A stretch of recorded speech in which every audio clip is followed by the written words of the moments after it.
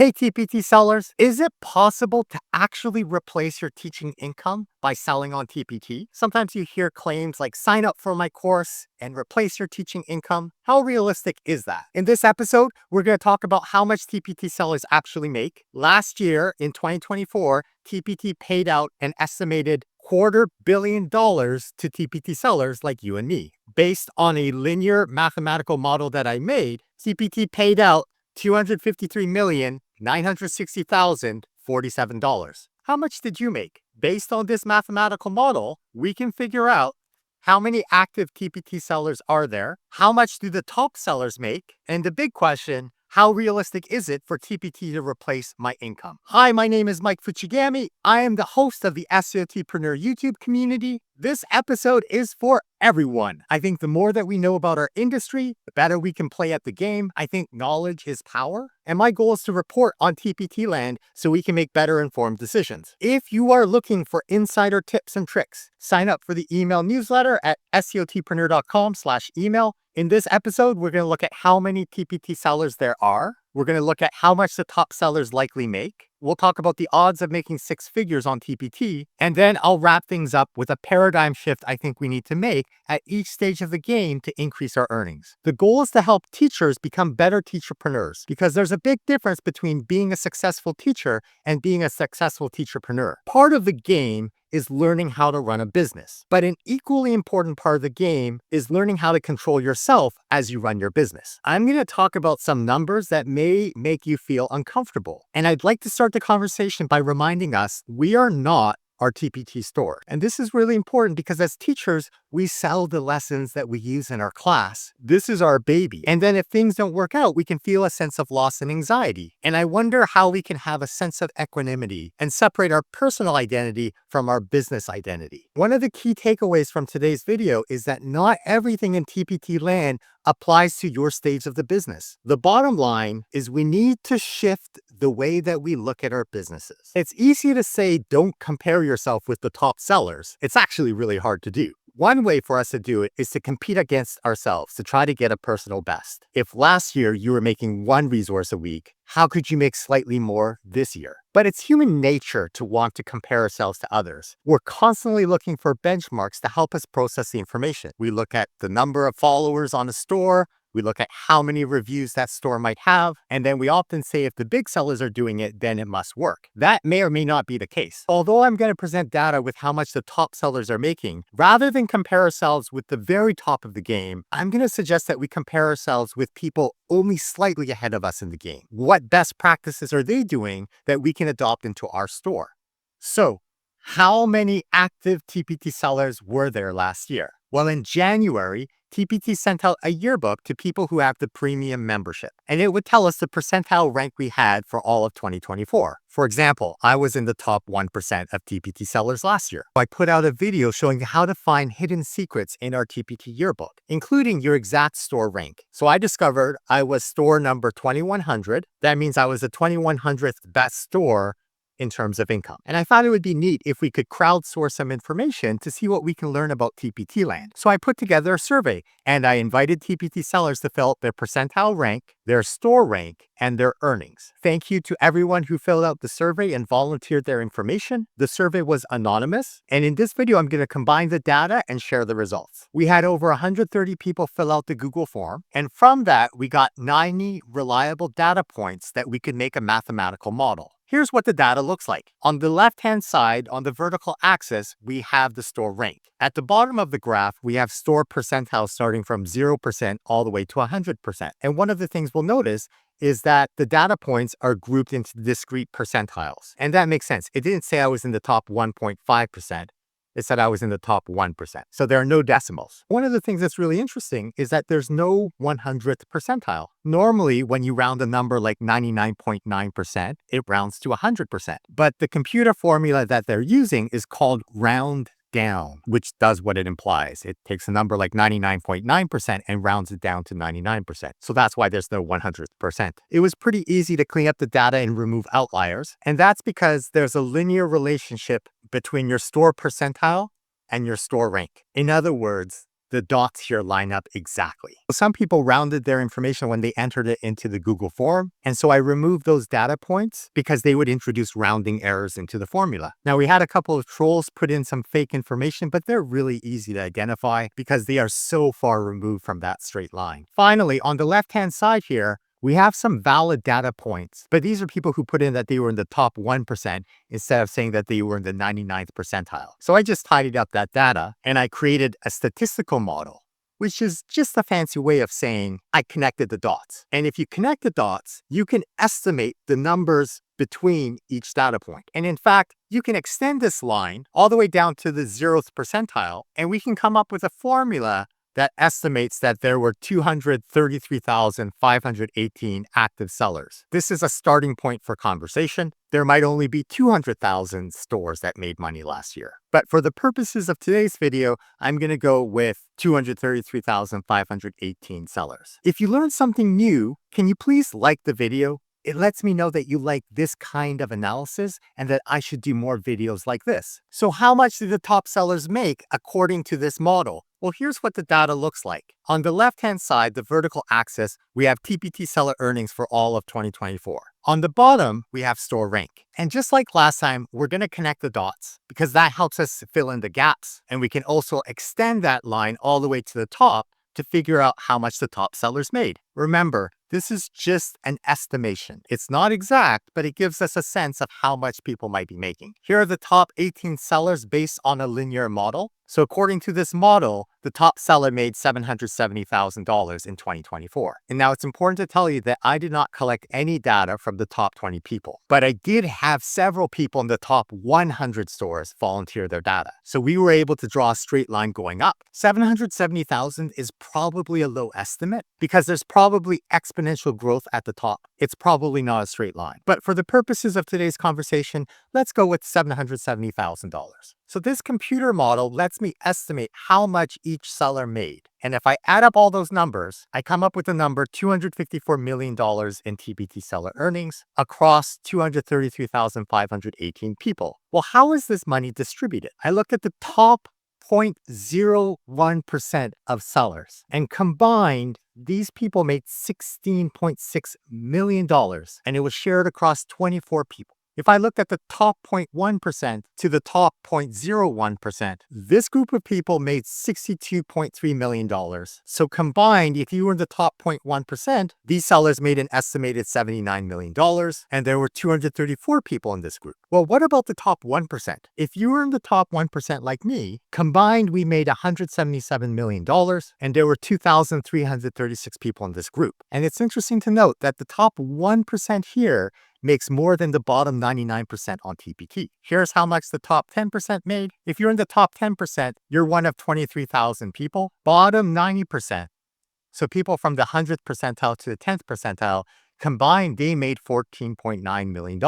And the blue and the red parts are about the same, so the top 0.01% of TPT sellers made the same amount of money as the bottom 90% of people. Crazy, right? If you learned something new, hit that subscribe button. This is the kind of deep dive analysis that we do on this channel to better understand how TPT works. So what are the odds of making $100,000 in a year on TPT? I'm using 6 figures as a benchmark because I've heard TPT sellers talk about that as a goal. $100,000 may be more than the typical teacher income, but remember that some of the people at this level of the game are also spending hundreds of dollars per day on Facebook ads. Some of them have employees, some of them have larger business expenses, so even though they might earn $100,000, after expenses, it may be less. Is it possible for TPT to replace your income? I've chatted with TPT sellers who said, yeah, at the beginning, it was really easy to replace your teaching income because they would just put out resources and they would sell right away because there wasn't a lot of competition. So how hard is it to replace your TPT income today? Well, let's estimate how many TPT sellers made 6 figures last year. This is a graph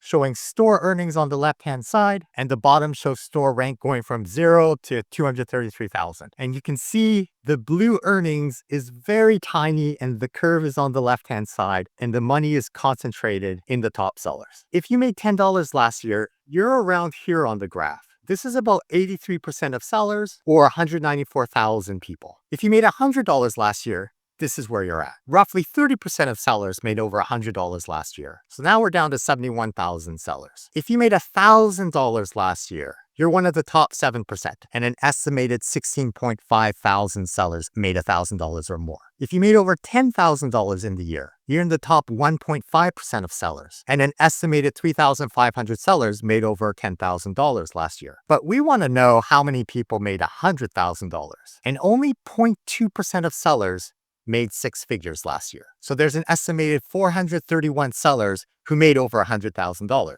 Let's put 0.2% in perspective. According to Hockey Canada, there were 32,000 kids who played minor hockey in Ontario. 65 of them made it to the NHL. That's 0.2%. Last year, there was an estimated 233,000 active sellers on TPT, of which only 431 made over $100,000.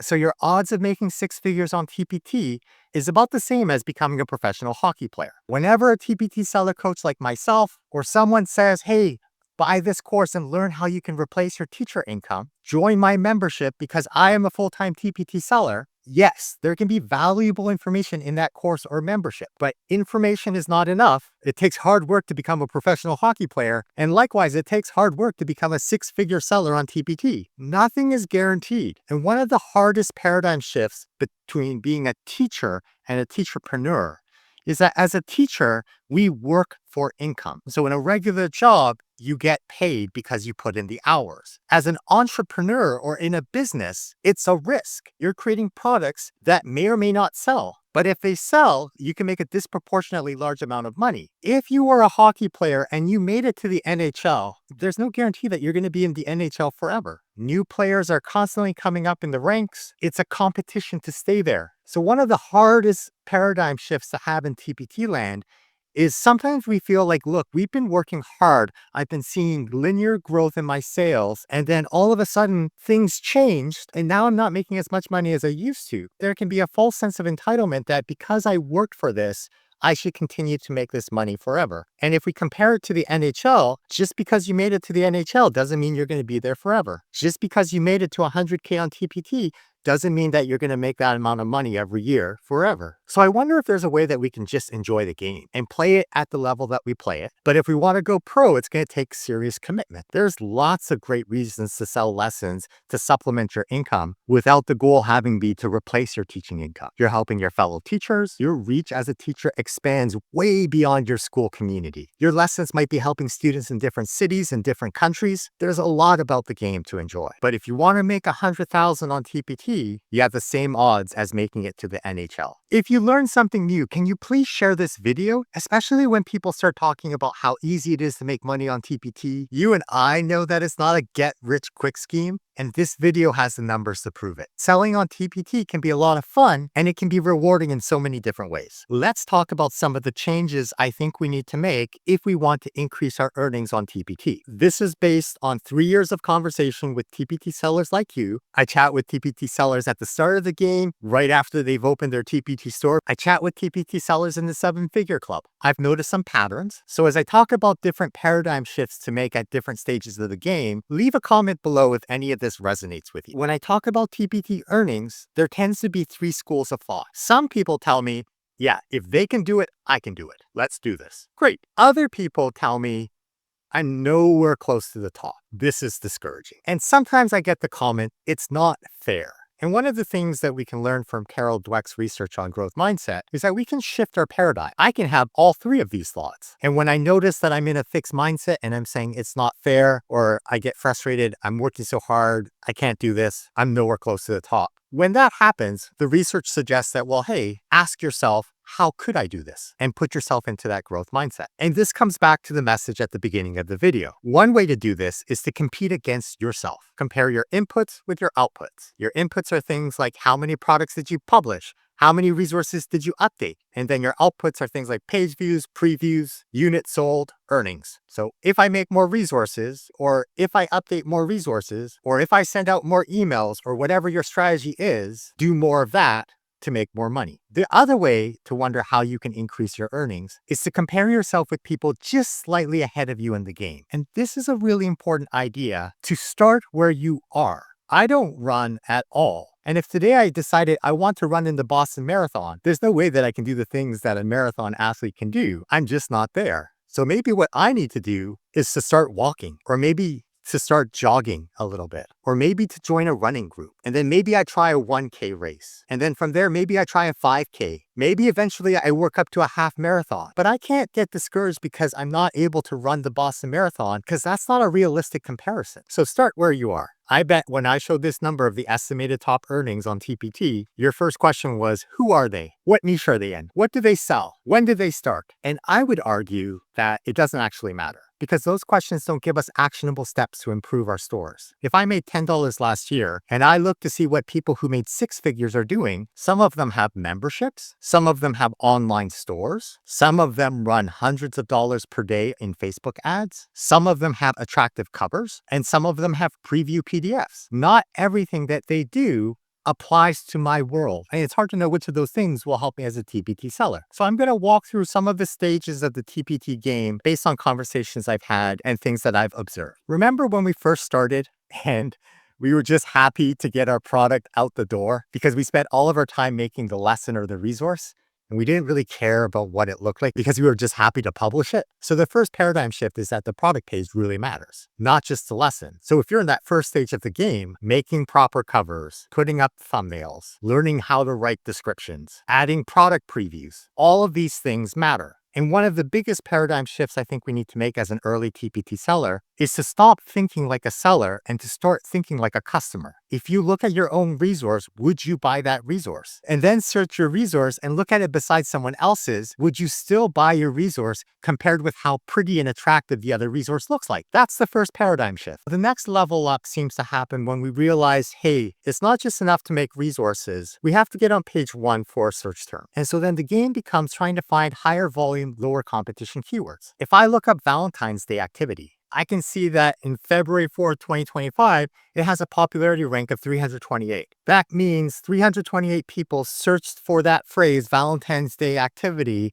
in the last 30 days. It's probably not exactly 328 people. It's probably multiplied by a scale factor of 10 or 100. But for our purposes, we can compare the popularity of different keywords to figure out which keywords are trending, which ones have more volume. If I'm making a Valentine's Day activity, there's no way that I can compete with 120,000 resources, where on the first page, the first resource has 711 reviews, the last resource has 1958 reviews. On average, the resources on that first page have 2,311 reviews. If they have that many reviews, they have a lot of sales. I can't compete with that. But down here, there's Valentine's Day friendship activity, which has a popularity of 81. Sure, that's a lower popularity rank, but there's only 2,400 competing resources. It is much easier for me to rank on page 1 for Valentine's Day friendship activity than it would be for Valentine's Day activity. So part of the game is keyword research. And then once you identify those longer tail keywords that you're able to compete for, then we learn about TPT SEO, we learn about sales psychology, and where to put those keywords. And the whole goal is to communicate value and to improve the value proposition. So the paradigm shift is to find the starving crowd. Which keywords are people looking for, but they don't have a lot of resources to choose from? And this is one of the things that I need to work on. Am I making things that people actually need? When I chat with TPT sellers who are crushing it, they're making the resources that they couldn't find as a teacher themselves. That's how they discovered the niche. If you're in the top 1%, even though it feels like you're never going to make it, you're actually doing something right because you're one of the top 2,335 sellers. So you've figured out some things. And now the game is to keep on going, even though it feels like you're not making progress. If I'm hiking a mountain, I can't look at the top of the mountain because it's so far away, especially if you're tired already. So if you just keep on taking step after step, then eventually you'll get further ahead. So I'm in the top 1%. I'm right here at 2,100. If I try to copy what the people way ahead of me in the game are doing, I'm going to find that overwhelming. There's a lot of shiny objects. I'm not going to be very focused. People ahead of us in the journey have had time to build the email list. They've had time to make the website. So I think the paradigm shift for us is to do more of what's working and less of what's not working. And another way to put this is to follow the money. And even though this is a curve and it's exponential growth, if you break a circle into small enough pieces, each of those pieces is kind of a linear path. And if I keep on walking on this journey and trying to get to the next step, each stage of the game is a little bit harder, But rather than focusing on what people far ahead of me are doing, let's just see what people a little bit ahead in the game are doing. So how do you follow the money? Remember how I said earlier that part of the game is to compete against yourself? One of the things that I do with my clients is we look at the numbers and we compare resources in your store. The first thing people tell me is that I have hundreds of products or thousands of products. It's overwhelming. I don't know where to start. So in this tool in the top left-hand corner, I can see that I have 224 resources. And the first thing I'm going to do is I'm going to filter my resources so that I'm only looking at resources that made money. And so by filtering the top earnings here, I've now reduced my list to 8 resources. Okay, if I look at my product stats CSV file, if I sort this by preview effectiveness, I can see that this top resource has a 31% preview effectiveness. So all things being equal, 31% of the people who look at the preview end up buying. Obviously, that's an oversimplification, but as your data set gets larger and larger, we can start to look for patterns. Why does this resource at the top here have a preview effectiveness rate of 31%, but the resource down here at the bottom has a preview effectiveness rate of 9%. So then this is where I need to look at the previews for these two resources and try to figure out what's different. I can do the same kind of analysis with my preview rate. If I sort this by preview, this top resource has a preview rate of 25%. The bottom resource here has a preview of 6%. I know that in the typical sales funnel, the teacher goes to the product page, they look at the thumbnails, they look at the product description, and if this is a resource that can help them, then they check out the preview before buying the resource. So I would be curious, what do the thumbnails and product descriptions look like for this top resource compared with this bottom resource? Because this bottom resource is making money, but only 6% of the teachers who looked at that product page decided to look at the preview. And I know that a third of the people who look at this preview end up buying. So if I improve the thumbnails and the product description for this resource, then I'll get more people looking at the preview, which will lead to more sales. And how do I know what I should fix in the product description and the thumbnails? Well, I can look at these other resources up here at the top because they all have a better preview rate. So something about those thumbnails and the product description is working. So part of the game is to compare your resources to figure out what's working on your store and do more of what's working. The other part of the game is to compare yourself with people slightly ahead of you. Look at what they're doing, figure out if that might work for you, and then try little experiments. But the key part is you have to look at your numbers to figure out if it's actually working, because the whole game is to follow the money. When I chat with TPT sellers, this seems to be a pretty common progression in how we look at our product previews. At the beginning of the game, we don't put a preview at all because we don't have time. We don't realize how important it is. And then we realize that previews are important, so we put our resource with a watermark on it. And we think that's good enough because the teacher can see the entire resource, so they can decide if they want to buy it. But then we realize actually the preview is a selling tool, and we're trying to communicate value. And just putting your resource with a watermark may not be communicating value enough. So then we say, okay, you know what? I've already done my covers.